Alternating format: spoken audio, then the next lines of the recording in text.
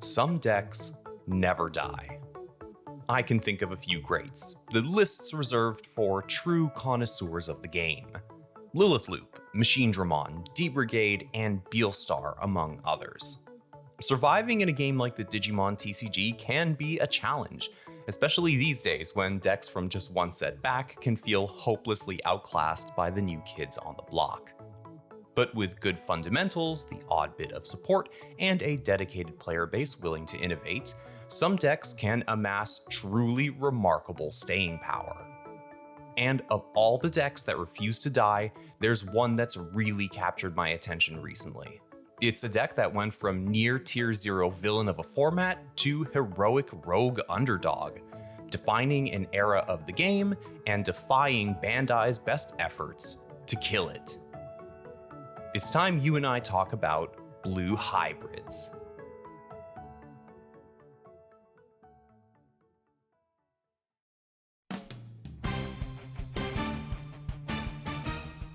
At the release of BT4 Great Legend, the Digimon TCG was still finding its footing. And as with most card games, the first few sets tend to be pretty straightforward in terms of design.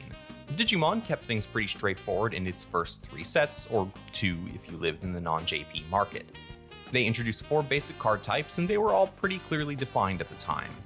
Digitama are starter cards which help you build up into Digimon in the raising area. Digimon are creatures which do battle, trying to break through the opponent's security in order to deal a finishing blow. Option cards are basically spells which provide you with a wide variety of effects as long as certain conditions are met. And Tamers are non-combatant permanents that provide value while in play. If there's one thing you need to understand in this history lesson, it's that Bandai designed Tamers to be non-interactable for the most part. They're just supposed to sit on the field and provide vital support, such as setting your memory to 3 at the start of your turn, or drawing cards when you meet certain requirements. As a result, they don't do battle, except for Marcus Damon, they don't digivolve, more on that in a moment, and there is a very small pool of cards that can even affect them, let alone destroy them. Well, BT4 introduced a series of cards that fundamentally changed the way that players looked at Tamers. This set gave us the first hybrids. Hybrids are a special class of Digimon, some of which have the ability to digivolve from a Tamer. The first set of proper hybrids, Agunimon, Lobomon, Burning Greymon, and Kendo Garurumon, were level 4 Digimon that all shared the ability to treat a Tamer of the corresponding color as a level 3 Digimon. So now you could digivolve your Tai or Davis into a hybrid, get a draw, and then attack the opponent. This was a cool mechanic, giving red and blue players access to an additional swing whenever a Tamer was in play. Although this did lead to some confusion as Tamers were now technically affected by summoning sickness. Regardless, your Tamers gained a new dimension, essentially acting as an additional attack in reserve that was very hard to play around. And this is where the notion of hybrid for game came from. But the first hybrids were pretty unremarkable otherwise. Lobomon and Agunimon were basically vanillas outside of the hybrid mechanic, and their effect-bearing counterparts, Burning Greymon and Kendo Garurumon, saw limited play since their abilities were mediocre at best and didn't warrant the 3 memory costs to evolve into them. Hybrids were also kept in check due to the considerable value of a single Tamer at this time, and the low counts that they were played in. The guaranteed 3 memory at the start of every turn from a card like Tai Kamiya was too valuable to throw away on an early hybrid, especially when you might not see your second or third copy of that memory Tamer, or find time to play another one in the course of the game. Both Red and Blue did receive full hybrid lines from Rookie 2 Mega, with Ancient Greymon and Ancient Garurumon acting as their respective boss monsters. But with the hefty memory costs required by both lines and the reliance on generic Tamers, there just wasn't enough for hybrids to form a competitive core at this time. No, hybrids would have to wait until the 7th main set of the game to prove what they were really capable of.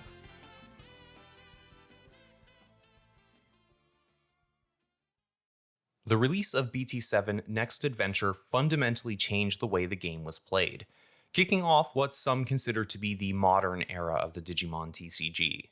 Speed, power, and mechanical complexity were all cranked up to previously unseen levels, and hybrids were the ones to usher in this new era. The new hybrids introduced in this set had literally evolved past their rather archaic forms from way back in BT4.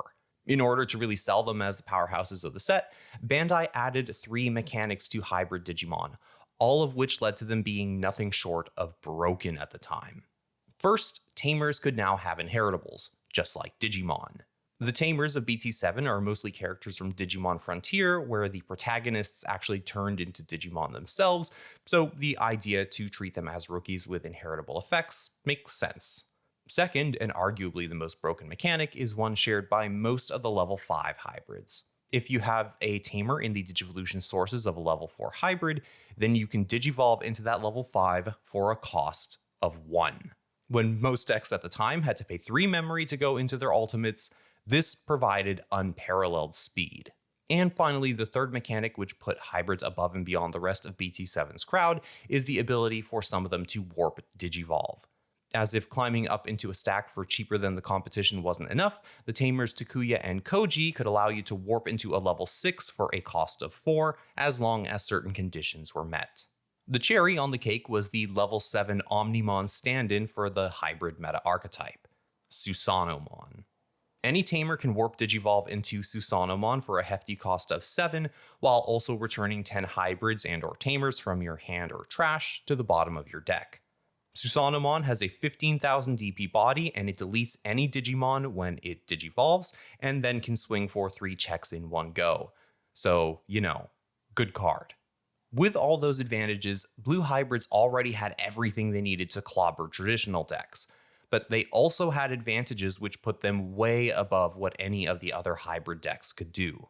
Unlike most of the hybrid decks where the tamer was your only level 3, or at least dedicated level 3 in a sense, blue hybrids actually had dedicated rookies in several different forms of Strabimon.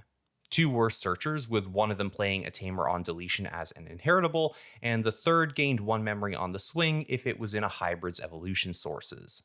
Next, blue hybrids had flexibility, since it was the only archetype that had 2 distinct tamers, each with their own evolution line. The line centered on Koji, focused on bouncing Digimon and cycling its evolution sources, while the Tommy lineup excelled at stripping sources and stunning the opponent's Digimon. You could mix and match these 2 strategies and end up with a deck that had plenty of answers to the rest of the meta. Blue hybrids were also blessed with access to some of the best generic support in the game. Option cards like Hammerspark and Icewall provided memory manipulation, Cocytus Breath continued to be the best non-deletion removal in the game at that time, and the non-hybrid tamer lineup was quite strong as well. Davis, arguably the best tamer in the game, provided memory fixing and searched for a blue Digimon on play, while Sora and Joe accelerated source stripping and netted you extra memory if the opponent left a sourceless Digimon in play. Blue also had some of the better floodgates at the time in Madoki Betamon and Syakomon, which stopped memory gain and Digivolution cost reduction respectively. The latter card was actually key in slowing down rival hybrid decks since it prevents the 1-cost evolution into their level 5s. All of that put blue hybrids way ahead of the pack, but it was one card that secured their dominance over the rest of the field. Tommy Himi. This little demon has 2 devastating effects. The first being to strip the bottom 3 sources of an opposing Digimon on play, which means you can also proc that effect if Tommy gets checked in security. Tommy's second effect is his inheritable, which allows you to freeze an opposing Digimon when you attack, as long as the target Digimon has no evolution sources. That freeze effect stops the Digimon from attacking or blocking until the end of the owner's next turn, and it persists even if you Digivolve on top of the sourceless Digimon. Tommy's freeze effect is easily accessible, because stripping 3 sources is enough to leave most stacks, sourceless. The conventional level 6 stack has 4 sources from level 2 to level 5, which means that Tommy would just leave you with your level 5 underneath. In order to deal with that lingering source, Tommy can evolve into the first of his 2 level 4 hybrids, Kumamon, which strips a source from the bottom of a Digimon stack when Digivolving. And at that point, you just have to swing, leaving an enemy level 6 frozen in place, often for the rest of the game. But Tommy doesn't even have to swing to freeze something, thanks to another trick that he has up his little sleeve. Tommy's other level 4 hybrid, Korikakumon, allows you to freeze a sourceless Digimon on Digivolution as long as either Tommy or another hybrid are in its sources.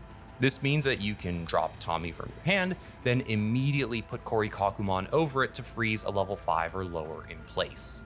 If you have access to a little extra memory, Kumamon can give you the source strip needed to freeze a level 6 in play without ever having to attack. And of course, when going on the offensive, Korikakumon combined with Tommy allows you to stun entire boards. You can freeze something on Digivolution, freeze another target on the swing, and if there's still another sourceless Digimon in play, you can freeze it by simply evolving another Korikakumon on top of your first, since the beast form hybrids can evolve onto a level 4 for 1 memory. Tommy's dominance was so complete that blue hybrids almost entirely dispensed with the Koji line, save for the level 5 Beowulfmon, which had that cheap 1 cost evolution with a tamer in the sources, and had the effect to return a hybrid from its sources to your hand when attacking to bounce an opposing level 4 or lower Digimon to the opponent's hand. This gave you removal on turns when you couldn't freeze absolutely everything, and more importantly, it allowed you to recycle Kumamons and Korikakumons for further freezing. Outside of diehard fans like Lewis the Panda, you rarely ever saw Magna Garurumon, the level 6 boss monster of Koji's lineup, in competitive play. It has a more versatile version of Beowulfmon's bounce ability, allowing you to return a hybrid from its sources when attacking or when digivolving to bounce an enemy Digimon of the same level. And once per turn, when an effect adds a card to your hand, you can restand one of your Digimon. This is a game ender in its own right and can facilitate even more recycling of Tommy's pieces, but it just wasn't needed most of the time.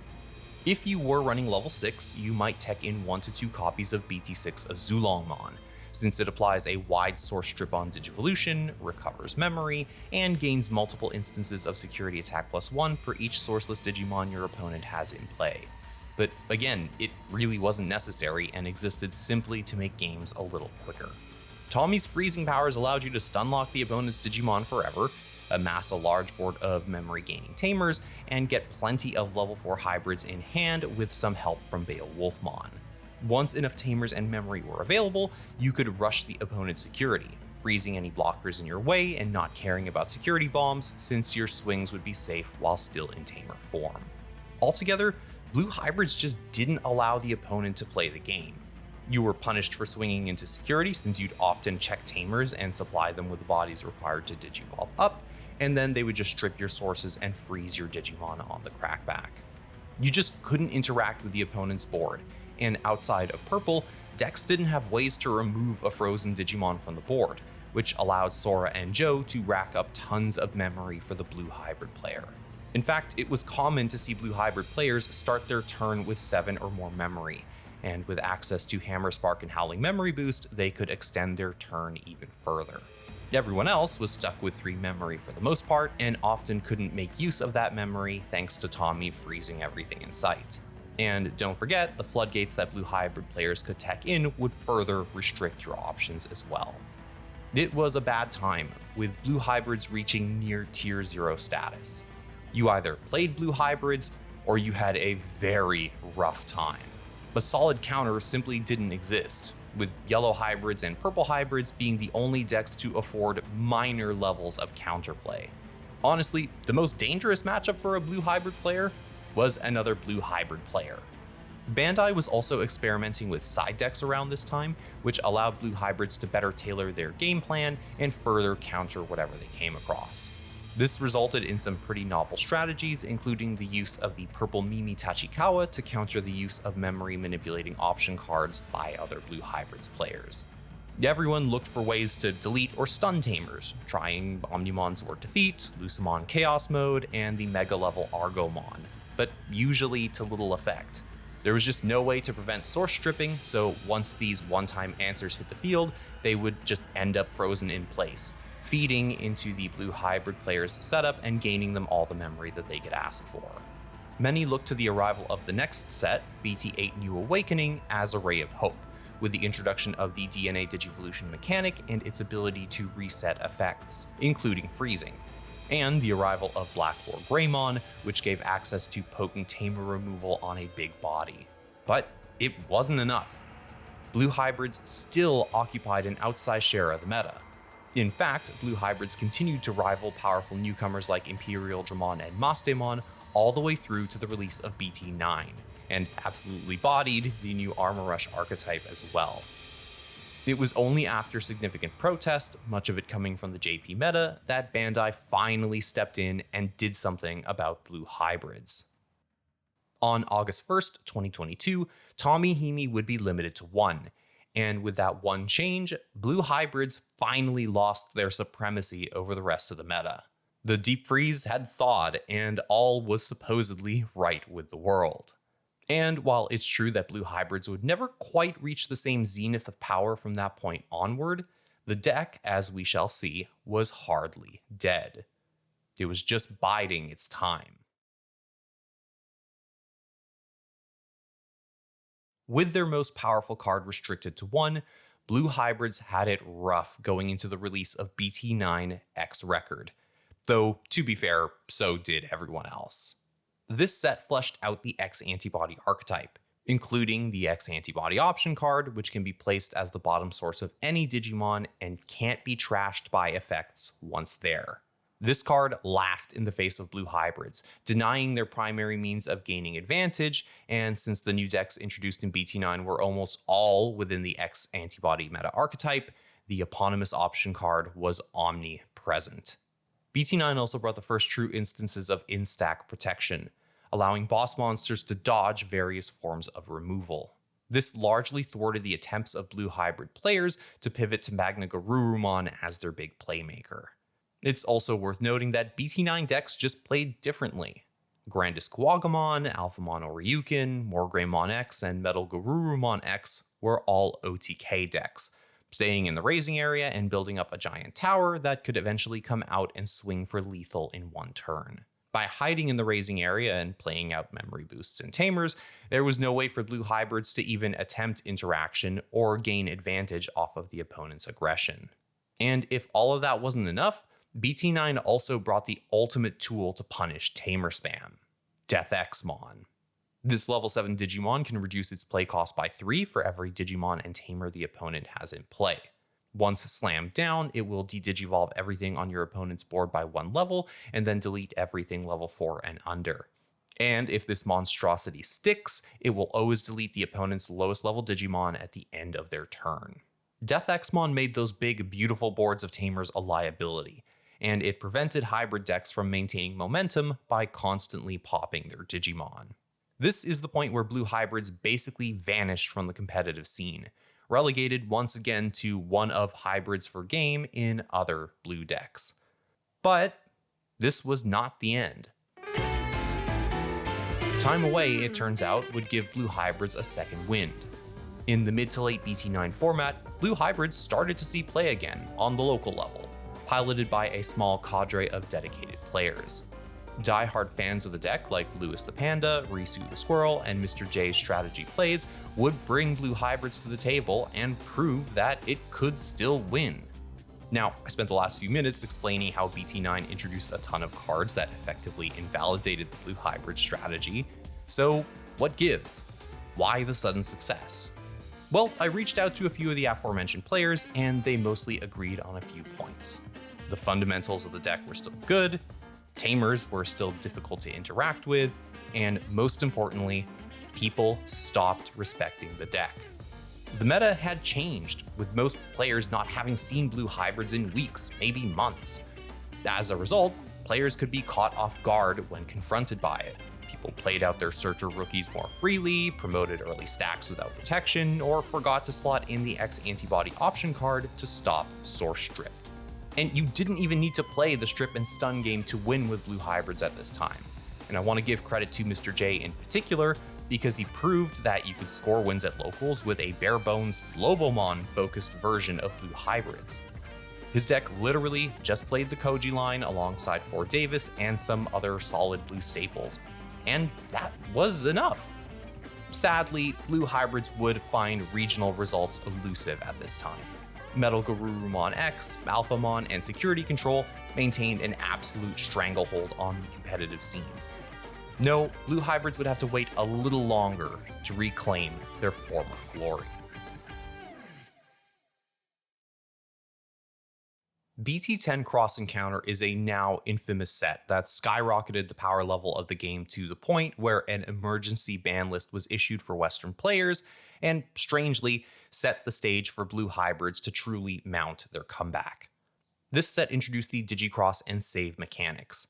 The former lets you play Digimon from your hand and reduces their cost by placing specified materials into their sources, while the latter, in the form of just save, allows you to tuck a deleted Digimon under a tamer, while material save allows you to recover, well, materials from your deleted Digicrossed Digimon by tucking them under your tamers, often to just facilitate another Digicross. Cross Art was the deck that headlined the mechanic, allowing you to combine Shoutmon and his crew into powerful forms that could draw a ton of cards, dish out massive damage, and basically do it all over again if deleted. We also got a spiritual successor to blue hybrids in the blue flare archetype, which could freeze Digimon, though not to the degree that full power Tommy hybrids had managed. And while it might not have been obvious at first, blue hybrids were actually well positioned to take on these new Digicross decks. Why? Because bouncing and source strip counter Digicross, because save only triggers on deletion. So blue hybrids could throttle access to necessary materials and often force suboptimal Digicrosses, which meant playing Digimon for higher costs and without key inheritables.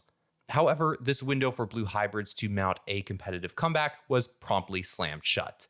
Cross Art would see a hit to the deck mere weeks into the format, with their main win condition, Shoutmon Cross 4, limited to 1 because of the frankly disgusting ability of the deck to loop this card and blow opponents out at breakneck speed. Blue Flare wouldn't quite step up to fill the gap left by Cross Art, so there weren't enough good matchups for blue hybrids to take advantage of. Instead, the X-antibody decks of BT9 simply resumed dominance of the format all the way until the end of the BT10 through EX3 format. The next set, however, BT11 Dimensional Phase, really showed promise for blue hybrids. This set introduced Wanyamon, a Digitama that draws 1 on the swing if you have a blue tamer in play, finally dethroning Upamon as the best generic blue egg. A new removal spell in Ice Statue combines the Source Strip and Bounce mechanics, creating a card that would work equally well in both Koji and Tommy variants of the deck. And of course, Blue received 2 formidable new boss monsters that could leverage the hybrid engine in Ulforce Vidramon and Mirage Gaugamon. The stage was set for blue hybrids to once again surge back onto the competitive scene. But BT11 also introduced a formidable gatekeeper in the form of Black or Greymon X, or as I like to call it, Power Creep Incarnate. Black or Greymon X as a deck essentially revolves around establishing a high DP stack that has multiple instances of protection, the ability to redirect attacks twice, can blow up security and enemy Digimon passively, and is occasionally immune to option cards. Combine this with a dedicated option card that could effectively transform enemy boards to dust, the already broken X-Antibody engine, and a mountain of pre-existing Greymon support, and you had the makings of a tier 0 deck. The mere existence of Black or Greymon X prevented blue hybrids from having any viability in the meta. But then, we got a ban list. A Greymon X, a card that allowed Black or Greymon X to hit the field extremely efficiently and gave the stack protection, was limited to 1. This hit has to date caused Black or Greymon X to fall off in usage as players are scrambling to figure out how to fill the gap left by Greymon X. And as a result, decks that previously had a terrible matchup into Black or Greymon X started to see a resurgence. Cross Art actually roared back into the meta, bolstered by fresh support from BT11, easily becoming the best deck in the format in its Cross 7 and Mervamon variants. Beelzemon also saw success following the release of its dedicated starter deck, quickly rising up to take its place alongside Crossheart as a dominant deck in the format. Now, if you've been paying attention, you'll remember that blue hybrids have an excellent matchup into Digicross decks. And it's worth noting that they tend to body purple decks as well, since you can just bounce or freeze things in place, preventing them from filling up their trash or profiting from on-deletion effects. And so it was at this moment that blue hybrids shocked everyone. Just a few weeks ago from the time I'm recording this, Bandai held the BT11 Latin American Webcam Regionals, and to the surprise of absolutely everyone, blue hybrids topped. And I don't mean they scraped the top 64. No, Blue Hybrids took 2nd and 3rd place, piloted by Sebastian Gonzalez and Ruben Piñones respectively. Black War Greymon X did take the event, showing that yes, it still has teeth, but my god, Blue Hybrids, a BT7 deck, did that well after all this time. And then Blue Hybrids did it again, with Kelvin Tai piloting the deck to a 5th place finish at Sydney Regionals. Looking at the lists played by Kelvin, Sebastian, and Ruben, we can see that they are Tommy builds through and through, with not a Koji or even a Magna Garurumon in sight. Outside of a few new cards sprinkled in here or there, these decks don't look that different from the lists that once terrorized the BT7 meta. Turns out that good fundamentals, skilled pilots, and a relative lack of tamer hate still make Blue Hybrids a formidable choice. It remains to be seen if Blue Hybrids will continue to see this level of success going forward, but for the time being, I think we all need to start respecting the deck again. Well, it looks like the future is bright for Blue Hybrids. And while I'm not sure if the new BT12 support is quite enough to make them the undisputed masters of the TCG again, I'm certainly going to ride that hopium for as long as I can. Anyway, I'll wrap things up here. I hope you guys enjoyed watching this video as much as I did making it. And big thanks to Risu the Squirrel, Lewis the Panda, Digiburst, Mr. J's Strategy Plays, and everyone else for their help in making this video essay a reality. Links to their channels are in the description below, so please go and show them all some love. And to all of you in the audience, your support means a lot. So please like the video, leave a comment, and subscribe if you haven't already. And hey, share this one around, because I think Digimon has matured into a game that deserves its own video essays, and content like this goes a long way into getting people excited about the game for a long time to come.